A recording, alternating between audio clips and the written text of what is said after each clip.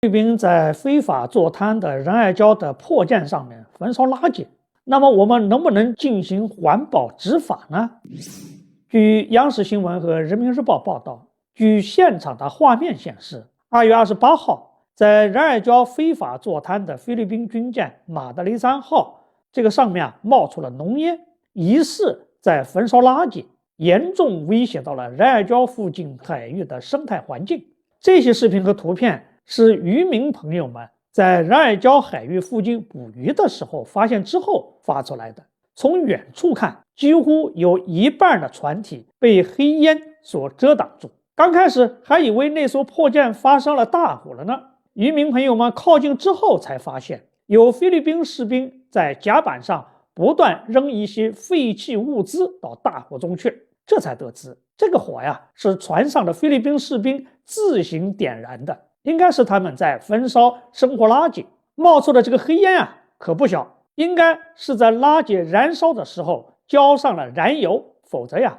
黑烟没有那么浓厚。菲律宾马德雷3号沉船在中国仁爱礁已经非法坐滩了26年了。此前就有媒体分析报道，马德雷3号破船坐滩以来，累计排放了近5000吨的生活污水，而生活的残余物品基本上就是直接丢入到大海中去，让本来干净美丽的海水成为一片浑浊之地，直接污染了周边海域的生态环境，很多宝贵的珊瑚都枯竭和腐烂了。2024年7月8号，我国自然资源部下属的南海生态中心和南海发展研究院发布过仁爱礁非法坐滩军舰破坏珊瑚礁生态系统的调查报告。这份报告基于遥感卫星图像以及现场调查的结果指出，由于菲律宾登陆舰马德雷3号长期非法坐滩在这个仁爱礁礁盘上面，导致周边海域的珊瑚礁生态系统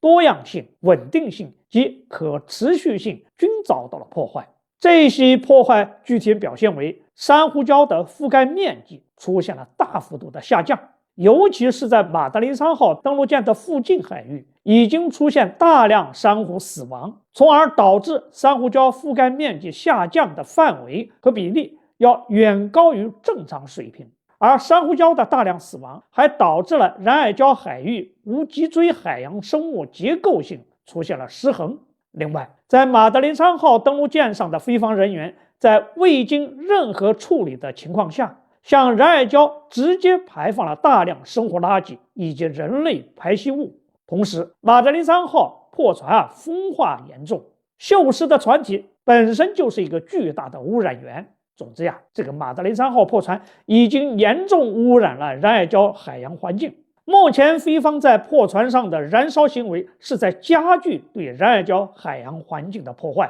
菲方的海洋环境破坏活动引发了人们一个深层次的思考，就是我们能不能在适当的时机开展对仁爱礁的环保执法行动呢？这些执法行动包括在礁盘上调查取证，登上破船调查取证，直至逮捕破船上面的违法人员等等。作为个案，是不是下一次菲方如果再在破船上燃烧垃圾，我们可以使用海警舰驶入仁爱礁西湖，用水炮去灭火呢？当然这是一个棘手的问题，处理不好会引起双方激烈的冲突，但我们还是有条件迈出这一步的。首先，这不算军事行动，是行政执法或者是维护环保。其次，我们有这个确保在行动中不吃亏的条件，也许收复仁爱礁就可以从环保执法行动开始。好，这个话题就聊到这，